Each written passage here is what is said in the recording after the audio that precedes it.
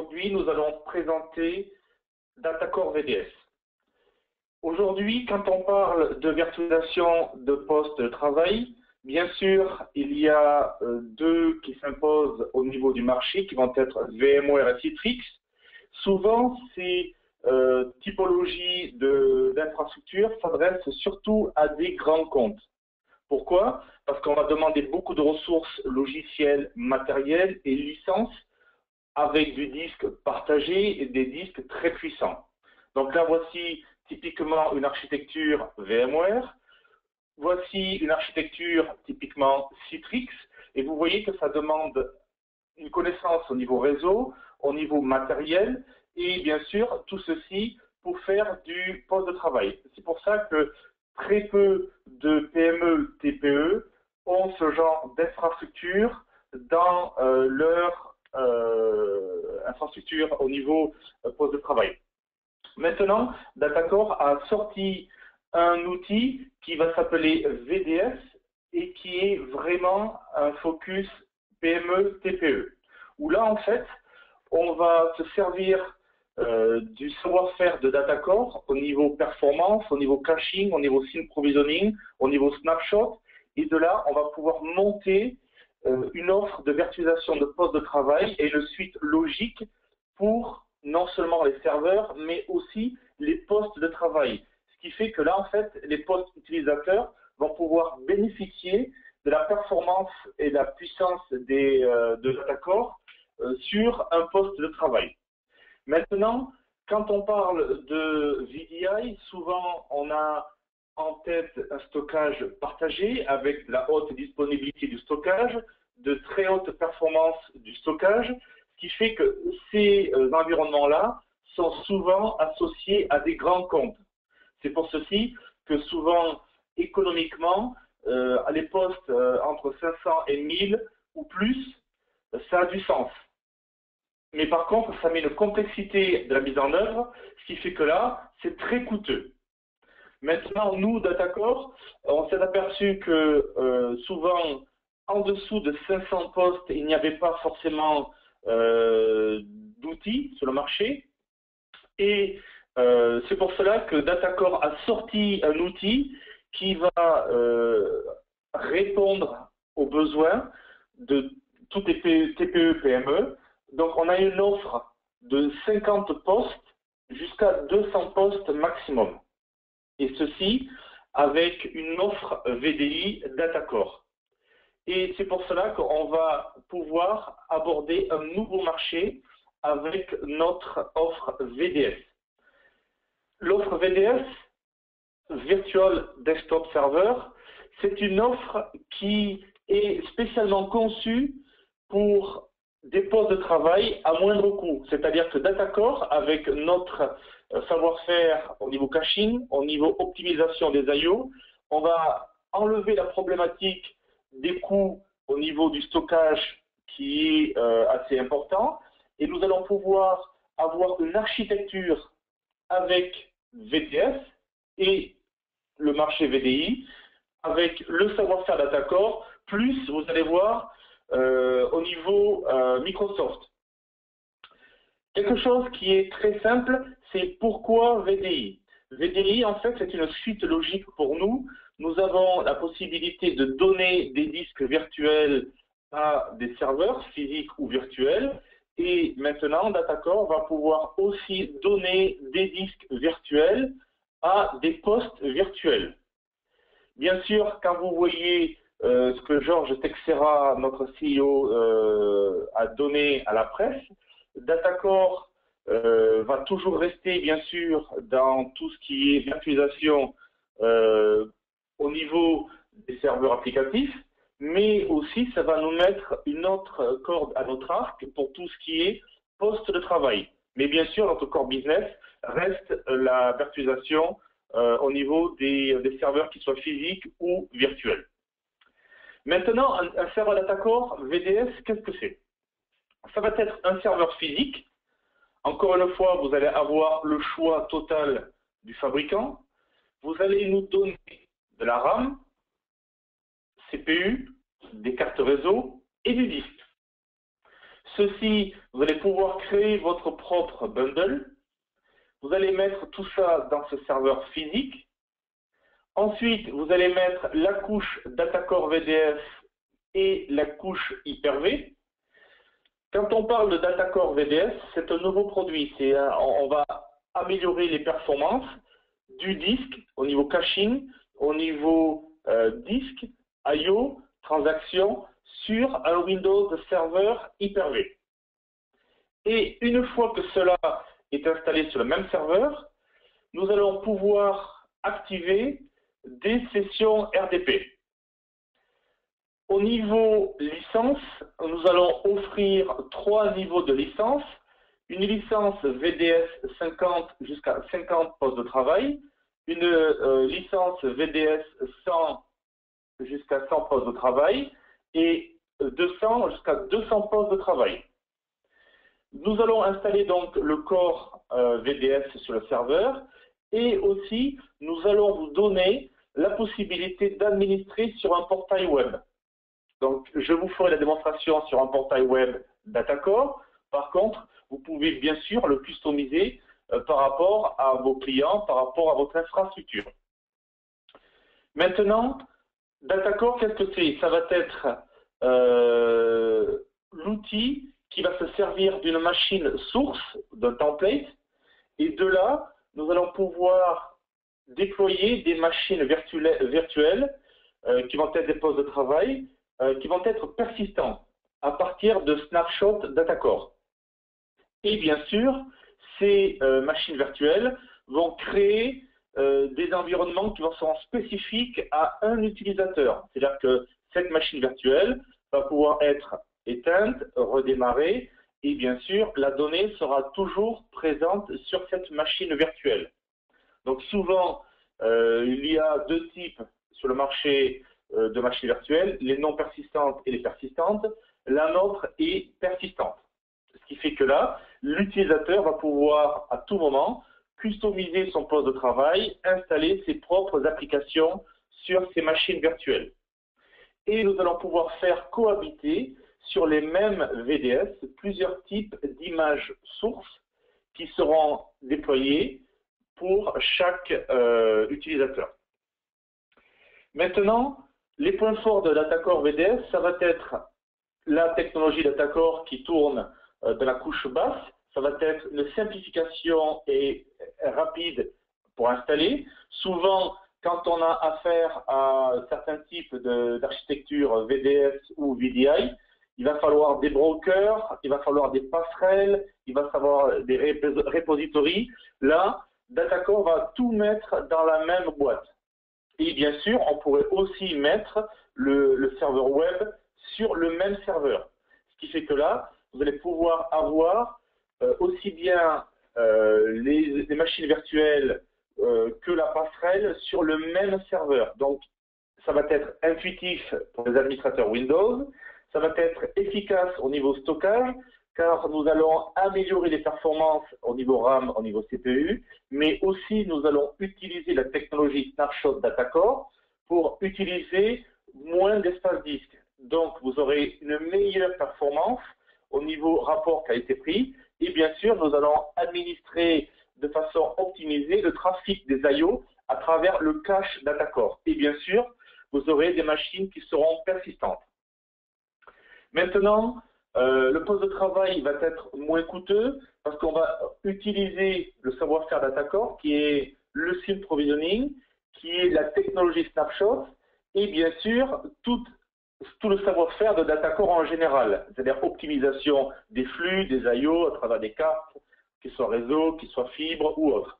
Ce qui fait que là, avec notre solution, on n'est pas obligé d'avoir un SAN. C'est-à-dire que vous pouvez mettre un serveur avec de la RAM, de la CPU et du disque, vous installez Datacore VDS et Hyper-V, et ces serveurs-là va devenir un serveur VDI. Et ceci de façon très simplifiée, où je vous montre en quelques slides des graphiques, où on va trouver ici le graphique principal Datacore VDS Console, où là on voit On a la possibilité de créer des pools de stockage. Bon, pour les gens qui sont Datacore, vous savez ce que c'est qu'un pool de stockage. Ça va être un endroit où vous allez mettre des disques physiques, des LUN en RAID ou pas, des disques SSD ou pas, des cartes Fusion I/O, des disques STEC, Texas Instruments ou Ramsan si vous utilisez les dernières technologies au niveau disque PCI Express. Vous allez créer des entités de stockage. Ensuite, vous allez nous déclarer ici des volumes sources, des images. Donc, soit on va pouvoir importer des images VHD déjà créées, soit on va pouvoir les cloner, soit on va pouvoir en créer une de zéro. Ensuite, on va pouvoir déployer à la volée ici des clones pour déployer des machines virtuelles. Ensuite, on va pouvoir effacer des machines virtuelles ou tout simplement remettre à zéro des machines virtuelles. Ensuite, vous voyez d'autres onglets. Là, ici, on va pouvoir travailler le clone, donc le volume source. Et ensuite, ici, on va pouvoir faire un suivi de monitoring au niveau VDI. Est-ce que j'ai assez de ressources au niveau disque, au niveau RAM, au niveau CPU, au niveau machine virtuelle? Maintenant, tout est avec Wizard, où là, par exemple, je vais vous guider dans quelques minutes pour créer une machine virtuelle. Ici, on va cliquer sur création du clone. Ensuite, on va avoir ici le nombre de la licence, donc 150, 100 ou 200. Ici, le nombre de machines virtuelles qui sont déjà créées. Donc, le nombre de licences restantes. En l'occurrence, ici, on n'a rien qui est créé, donc la licence est vierge. Ensuite, le nombre de clones que vous allez créer d'un seul coup. Ici, vous allez choisir le type d'image. Donc, on va pouvoir héberger beaucoup de types d'images différents. Et bien sûr, ici, vous allez pouvoir nous donner le ou les pools de stockage où vous voulez mettre les machines virtuelles. Vous allez aussi nous donner le nom du poste de travail, le numéro du poste de travail, et ensuite, Datacore va vous amener vers combien de mémoire vous voulez attribuer par machine virtuelle, l'endroit où vous voulez déposer, si vous avez plusieurs réseaux publics ou privés. Ensuite, est-ce que vous voulez démarrer la machine virtuelle après la création et quel va être le délai de démarrage à travers Datacore et Hyper-V après entre chaque machine virtuelle. Et de là, vous allez avoir un wizard qui va tourner et qui va vous créer autant de machines virtuelles que vous nous avez demandé de créer à travers un clone, à travers le snapshot, et nous allons créer et promouvoir dans Hyper-V des machines virtuelles. Et de là, nous avons des scripts derrière qui tournent en PowerShell, qui sont, que vous allez pouvoir changer à souhait, qui vont vous renommer vos machines virtuelles, qui vont vous faire rejoindre un AD, qui vont vous faire rejoindre un domaine, un workgroup, et ceci afin de promouvoir vos machines virtuelles dans l'Hyper-V. Une fois que ces machines virtuelles sont créées, ensuite, on va vous donner l'accès à un portail web. Donc, ceci est un exemple que Datacore a créé, mais par contre, bien sûr, vous allez pouvoir le faire à votre goût, par rapport à vos besoins, par rapport à votre client, avec un logo, avec des chemins, des boîtes. Ça va être vraiment un accès type où on va vous donner un accès admin ou un accès utilisateur. Vous allez rentrer un email et un mot de passe. Et ensuite, vous allez rentrer dans la console admin, si vous êtes administrateur. Où là, vous avez une partie administration, c'est-à-dire qu'on va pouvoir rajouter des machines virtuelles à un portail. Vous allez rajouter ici des machines virtuelles à des utilisateurs. Vous allez pouvoir manager beaucoup de serveurs VDS à travers le même portail. Ici, vous allez pouvoir administrer et rajouter des onglets navigation en 2IS, en API. Vous allez pouvoir envoyer un email blast pour tous les clients qui sont reconnus dans la base des utilisateurs. Ici, vous allez pouvoir créer des bases administrateurs pour une ou plusieurs compagnies. Le portail VDS va pouvoir administrer une ou plusieurs compagnies et bien sûr un ou plusieurs VDS. Ici, vous allez créer les comptes pour accéder par compagnie au portail et bien sûr, vous allez pouvoir exporter ici les machines virtuelles. Ce qui fait que là, souvent, vous allez voir des offres qui sont concurrentes, mais qui demandent à avoir plusieurs ressources différentes. Par exemple, pour tout ce qui est Hyper-V, ils ont une offre VDI, où là, il va falloir dépêcher un serveur web, un serveur broker, un serveur RDP, avec plusieurs licences. Nous, tout va être regroupé sur le même serveur, sans besoin d'avoir différentes machines virtuelles qui vont tourner pour donner des services différents. Ça, c'était le côté administratif. Maintenant, comme j'expliquais, on va pouvoir gérer plusieurs VDI. Là, on a le VDI de Munich. On va pouvoir gérer plusieurs VDI. Ici, on va dire quand on va... nous avons deux possibilités. Nous avons la possibilité, une fois de création au niveau Hyper-V, nous allons les mettre dans notre portail à nous. Ce qui fait que là, nous allons rajouter ici le nombre de machines virtuelles que nous avons créées, le nom de base de la machine virtuelle, le numéro par lequel la première machine virtuelle va commencer, le port RDP ou le port firewall vers lequel on va sortir, et si vous avez une description, un lieu ou du matériel sur lequel ces machines virtuelles sont installées. Ensuite, ici, nous allons voir toutes les machines virtuelles qui ont été créées au niveau template, au niveau serveur VDI.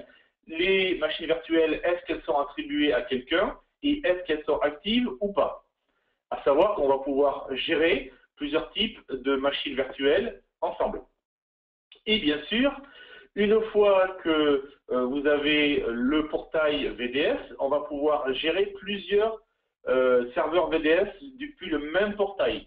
Ce qui fait que là, nous n'avons pas de limite physique de portail pour chaque VDS. C'est-à-dire qu'un VDS va pouvoir, un portail VDS va pouvoir administrer 1, 2, 3, 4, 10 serveurs VDS. Et à chaque fois, vous allez pouvoir avoir une vue qui change par rapport au portail vers lequel vous voulez vous rediriger. Maintenant, une fois qu'on a créé une compagnie, donc pour l'exemple, on a créé une compagnie DataCore, mais on aurait pu avoir une autre compagnie. Ce qui fait que là, on aura deux vues complètement séparées depuis le même portail.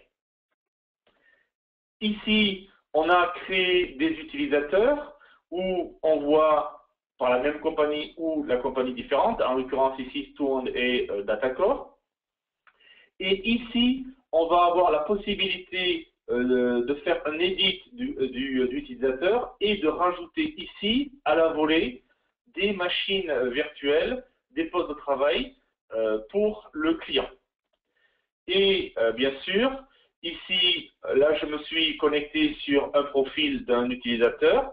Vous allez avoir deux PC différents et vous allez avoir ici, au niveau portail web, la possibilité de démarrer vos machines virtuelles avec les deux profils différents et les deux machines différentes.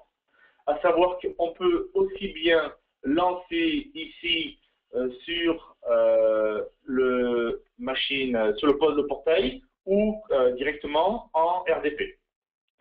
Et bien sûr, quand on lance en RDP, on arrive ici à travers le portail web, on aura ici votre desktop publié sur le portail web. Ou alors, on va se connecter directement en RDP. Maintenant, certains prérequis pour vous donner un petit peu un ordre d'idée au niveau matériel. Nous, DataCore, on a des serveurs qui tournent déjà chez nous depuis plus d'1 an. On a pour un VDS 50 postes de travail, nous on recommande 48 Go de RAM minimum, donc sur une base de 512 mégabits pour la RAM par VDI. Donc Rappelez-vous que 512, ça peut être assez léger, mais rappelez-vous que Datacore va optimiser à travers le cache, à travers le CPU du serveur VDS et les I/O. Donc, vous pouvez mettre beaucoup plus si vous voulez, mais 512, c'est un bon départ. Il nous faut 4 disques de 300 Go SAS pour le VDI. Donc, mettez, si vous voulez, un RAID 1 pour l'OS, ou alors sur des disques SSD pour le template, des ports Ethernet pour le management et pour le VDI. Maintenant, pour un VDS 100, on recommande 96 Go de RAM avec 512 mégabytes de RAM pour chaque VDI et 5 disques de 300 Go en SAS. Pour le VDS 200, 128 Go de RAM, 6 disques de 300 Go et un peu plus de cartes réseau au niveau port pour le VDI. Donc, en résumé, Datacore va se servir de notre savoir-faire au niveau optimisation de la RAM, CPU, cache, disque, et ceci au niveau du poste de travail. Et c'est pour ceci qu'on a créé Datacore VDS. Donc, je vais vous laisser taper si vous avez des questions. Et je vais me diriger sur notre démonstrateur qui se trouve à Munich. Alors, vous allez voir que le clavier, souvent, il saute en allemand. Et nous allons faire la publication de postes de travail à travers notre démo center. Donc, voici notre démo center. Nous avons un serveur aujourd'hui Windows 2008 R2. Nous avons le rôle Hyper-V 2IS qui est activé. Et nous avons du disque physique dessous qui est mis dans le serveur. C'est des disques physiques. Nous avons 96 Go de RAM sur ce serveur-là. Et nous allons déployer des postes de travail. Donc, j'ai ici l'outil VDS, j'ai l'onglet qui ouvre ici la possibilité de créer des postes de travail. Donc, je vous montre ici, j'ai déjà des images ici, j'ai des clones. Ici, j'ai des images au niveau Windows, au niveau 7, donc elles sont déjà prêtes pour gagner du temps. On a la possibilité ici de créer des images sources ou pas. Donc, comme je vous expliquais, on peut soit importer une image VHD, créer une image VHD, l'importer ou la cloner, ou alors installer depuis zéro un template. Pour gagner du temps, ici, on va créer ici un clone à partir d'une image que l'on a déjà sur place. Donc, licence ici de 100 postes. On a ici 0 machine virtuelle. Alors, je vous montre ici Hyper-V. Vous voyez qu'on n'a aucune image ou poste de travail qui est activée. Et là, on nous demande le nombre de postes. Donc, par exemple, ici, je vais faire 5 postes de travail et on nous donne les sources possibles de mes postes de travail. Donc, ici, j'ai 4 sources. Je vais prendre, par exemple, User PC. Suivant. Et là, en fait, vu que c'est déjà installé, j'ai créé un pool qui s'appelle Dynamic Pool. Mais on aurait pu avoir différents pools de stockage dans Datacore. Donc, toujours pareil, création de disque qui est assistée avec création d'un pool. Ça va être donner un nom, publier un nom, mettre des LUN à l'intérieur. Et bien sûr, Datacore va créer des machines virtuelles à travers ce pool de stockage. Ici, vous allez mettre un nom. Par exemple, on va appeler webinar ici. Et le numéro du premier poste de travail sera le numéro 1. Et là, on a la possibilité de mettre la RAM au niveau du clone.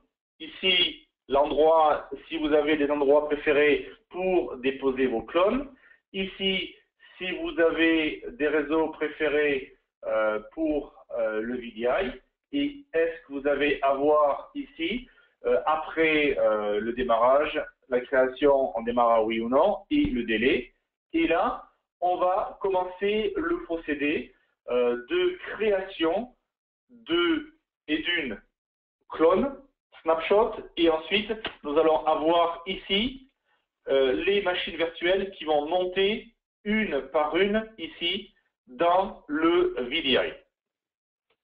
Maintenant, le temps que la création se passe, ce que je vais faire, c'est que je vais aller sur le portail web et je vais créer un compte sur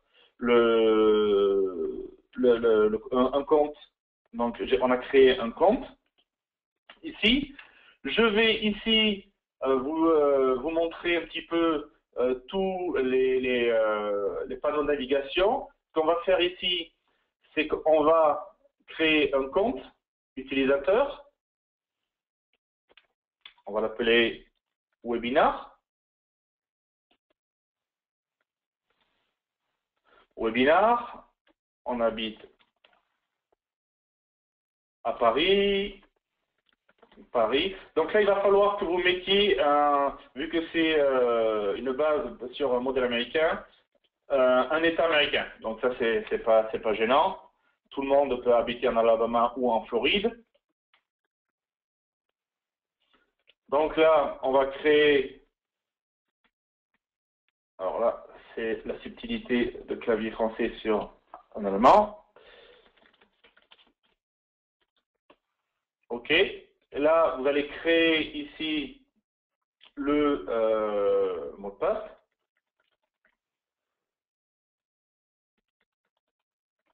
OK. Et là, en fait, il n'y a qu'une compagnie qui a été créée. Et là, je vais activer mon compte. Donc là, j'ai bien un compte qui a été créé, qui s'appelle Webinar. OK. Maintenant, ici, je vais vous montrer ici où on va rajouter. Donc là, on n'a qu'un serveur VDS, mais quand on aurait plusieurs, vous aurez le choix ici. Ensuite, vous allez ici introduire toutes les machines virtuelles quand elles seront créées. Ici, on va montrer tous les serveurs VDS. Et bien sûr, ici, tout ce qui est compte admin. Ça va être aussi création de compagnie, où vous allez pouvoir créer d'autres compagnies, activer les comptes. Et bien sûr, ici, le panneau configuration. Donc, la création, là, on est en train de vérifier. Donc, on a commencé à 26, il y a 3 minutes, et vous allez voir qu'après, une fois qu'on a accepté la configuration, ça va aller très très vite. Il faut moins de 5 minutes pour déployer les 5. C'est-à-dire que là, on a créé le snapshot, la relation snapshot, et là, vous allez voir que tous les disques, toutes les machines virtuelles vont être déployées assez rapidement et vont apparaître ici automatiquement dans Hyper-V, et on va jouer des scripts en PowerShell qui sont customisables à souhait. Et bien sûr, là, et voilà, donc les machines virtuelles arrivent. Et ces scripts, vous allez pouvoir les changer pour faire rejoindre votre domaine ou quoi. Donc, je vérifie ici mon compte au niveau de webinar. Donc, vous voyez ici, vous pouvez rajouter des machines. Ici, je retape mon mot de passe que j'avais créé. OK. Je vérifie que je puisse accéder à mon compte. Donc, c'était webinar. C'était une.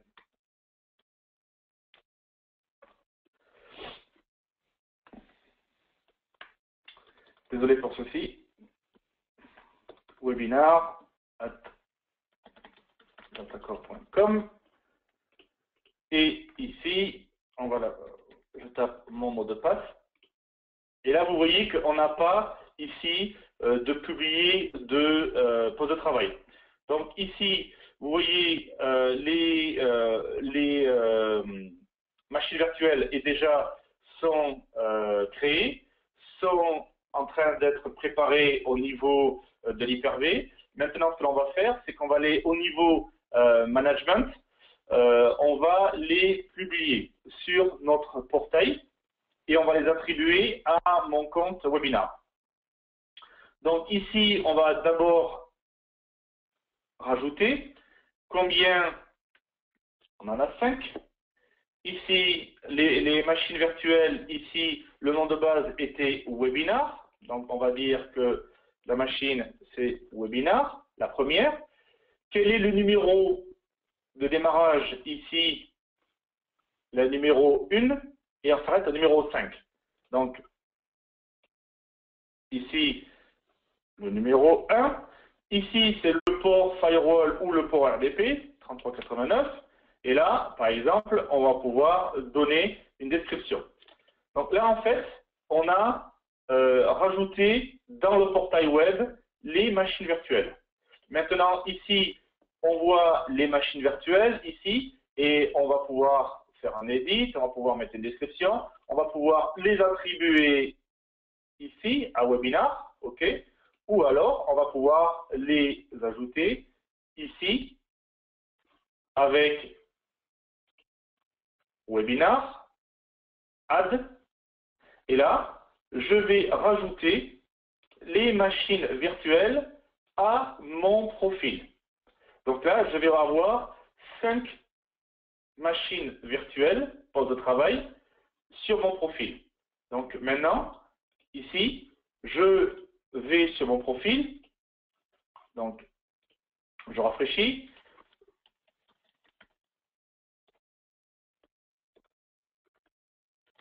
je tape mon login et mon mot de passe,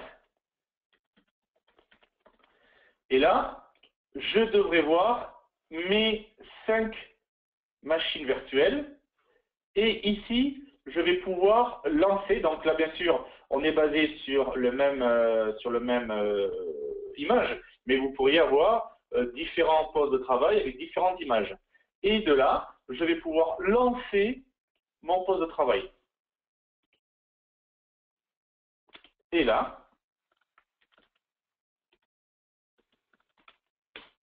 je vais avoir mon poste de travail qui est utilisable.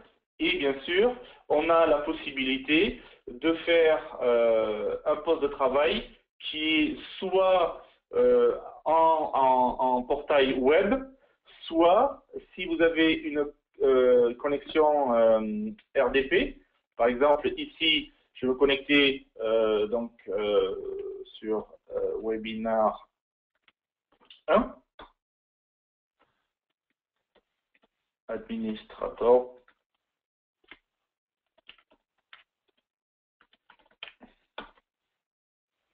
Et là, en fait, on va se connecter. Bien sûr, on va déconnecter le portail web.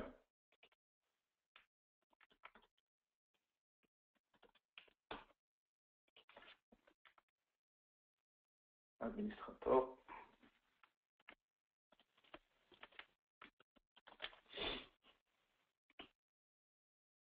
Non, il ne veut pas. Désolé pour ça.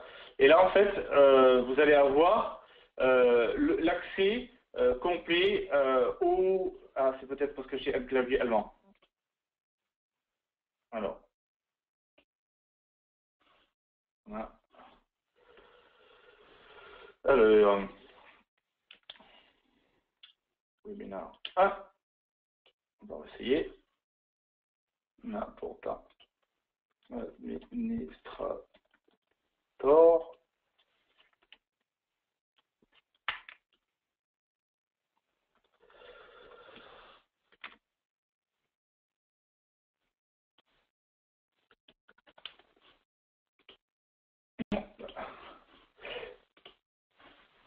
Donc ici, vous avez le clone ici qui sont terminés, donc on peut fermer. Et ici, vous avez la possibilité de voir vos machines virtuelles et bien sûr dans votre portail. Maintenant, une fois que les machines tournent, vous avez des onglets ici qui sont possibles d'effacer ou de faire un reset. C'est-à-dire que là, en fait, si vous voulez effacer des machines virtuelles, vous allez bien sûr éteindre vos machines virtuelles ici au niveau d'Hyper-V. On ne peut pas effacer une machine virtuelle si elle est en fonction. Et d'ici, vous allez faire un delete clone, par exemple. Suivant, webinar, je vais effacer 5 ou 4 machines virtuelles, par exemple. Donc, je vais garder la 5e. Suivant, je vais effacer de 1 à 4, delete. Êtes-vous sûr? Oui. Et là, vous allez voir que dans Hyper-V, il ne reste plus que la machine virtuelle numéro 5. Et ça, en fait, ça a complètement effacé les machines virtuelles de 1 à 4. Maintenant, la machine 5, je veux la changer pour autre chose, pour une autre machine virtuelle. Je vais la renommer. Donc, vous avez vu que le clone est en train de faire effacer par les Hyper-V, d'effacer les disques virtuels dans DataCore. OK. Maintenant, je vais pouvoir faire un reset du clone du 5. OK. Donc, ici, la machine webinar, c'est la seule, la numéro 5. Et je vais faire un reset. Et là, en fait, on va revenir complètement à une machine tout à fait vierge. Ce qui fait que là, en fait, on va revenir à une machine vierge, c'est que toute la data, tout le profil est parti et vous êtes revenu sur une image qui est complète, basée sur un snapshot.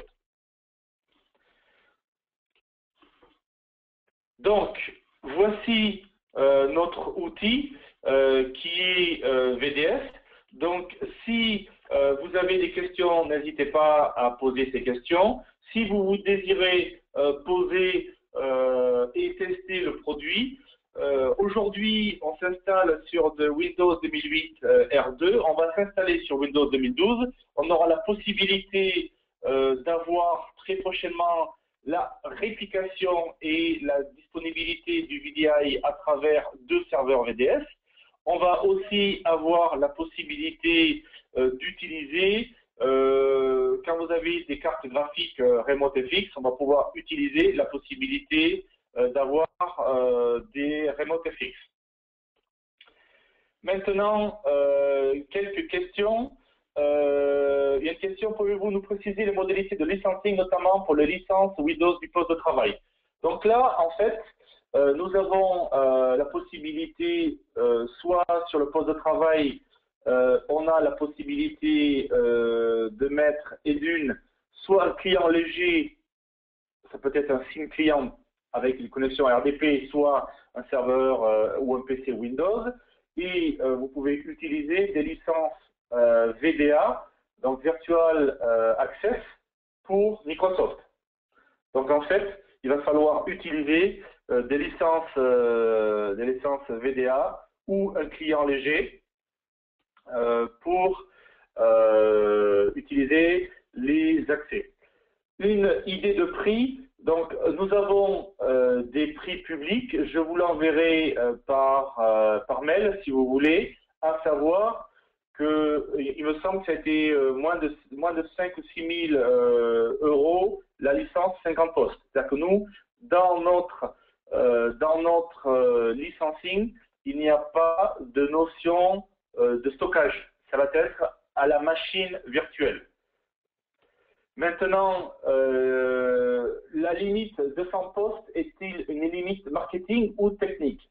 La limite 200 postes est purement marketing.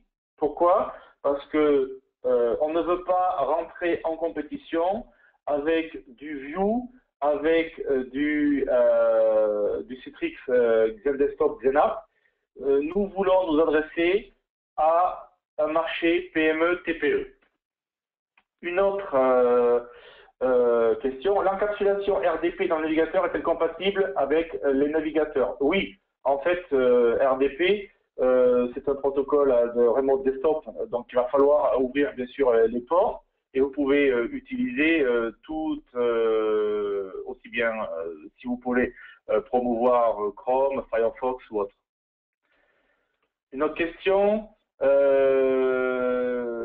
VDS est basé uniquement sur Hyper-V, y a-t-il prévision d'autres hyperviseurs? La réponse est non. Nous allons rester sur Hyper-V seulement, donc Windows 2008 R2 ou Windows 2012. La réponse, une autre question, VDS est-il compatible Hyper-V R3 sur Windows 12? Aujourd'hui, la version que je vous ai montrée, c'est Windows 2008. Le mois prochain, ça va être sur Windows 2012. Une autre question, les prérequis matériels paraissent minces. Pour quel OS sont-ils faits? En fait, nous, DataCore, nous allons utiliser notre savoir-faire au niveau matériel, au niveau I/O, et justement, c'est-à-dire que vous avez l'habitude d'avoir des gros prérequis au niveau matériel. Maintenant, DataCore va optimiser les disques physiques, va optimiser le cache, optimiser la puissance des I/O. C'est pour ceci qu'on n'a pas besoin de monter de grosses infrastructures par rapport à ce que vous connaissez. Donc, c'est vraiment ce qu'il vous faut au niveau matériel. Maintenant, la mise à jour des images. En fait, vous avez deux possibilités. Soit vous publiez une image, encore une fois, quand vous allez faire du broker, vous allez publier des images. Nous, notre possibilité, c'est d'être simple. Donc, soit on crée une image constante pour toutes les machines virtuelles, les postes de travail, soit ce que vous allez faire, c'est que vous mettez votre profil sur l'AD et vous pouvez promouvoir un changement de machine virtuelle. Mais ce qu'il y a, c'est que nous voulons quelque chose d'assez simple. Donc, soit vous maintenez une image pour tout le monde, et ce qui n'est pas notre cas forcément, soit vous allez promouvoir un poste de travail pour chaque qui va être complètement indépendant. Une autre question, c'est comment se place VDS par rapport aux autres acteurs du marché. Aujourd'hui, il y a des acteurs, comme j'expliquais, au niveau VDS, qui vont être VDI, All in the Box de Citrix. Il y a la possibilité de faire du View, possibilité de faire du Xena. Nous, en fait, on va faire quelque chose de très simple pour la TPE-PME. Donc, en fait, vous avez bien vu qu'on peut déployer, si vous voulez, beaucoup de machines virtuelles avec la technologie DataCore, au niveau cache, au niveau RAM, au niveau CPU, au niveau espace disque, parce qu'on va optimiser l'espace disque utilisé, et de là, on aura la possibilité de mettre la puissance DataCore au niveau caching, au niveau CPU, à la puissance des VDS. À ma connaissance, Microsoft n'autorise pas l'autorisation de Windows 7 en VDI sans souscrire à la licence Open. Donc là, en fait, c'est vraiment une question Microsoft.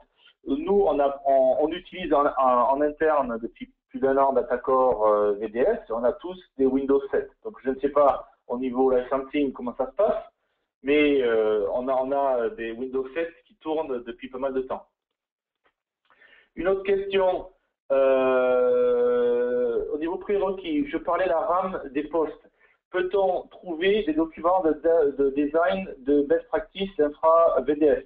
En fait, nous, on s'est basé sur les best practices Hyper-V au niveau VDI. Et quand vous voyez les best practices minimales de Microsoft, ils demandent 512 MB de RAM pour leur poste de travail. Bien sûr, si vous avez beaucoup plus besoin de puissance, vous pouvez rajouter de la mémoire, il n'y a aucun problème dans la RAM de votre poste de travail. Mais le minimum que Microsoft demande au niveau poste de travail, c'est 512. Les licences VDS vont-elles être intégrées dans le Data Cloud Service Provider? Bonne question. Je ne sais pas. Je vais revenir vers vous de façon à vous donner une réponse claire, nette et précise. Par contre, ce que je peux vous dire, c'est que si vous avez des prospects, des clients qui sont intéressés, nous avons les offres qui sont cumulables aujourd'hui, aussi bien au niveau éducation, au niveau public, sont valables pour faire une cotation VDS. Il n'y a plus de questions.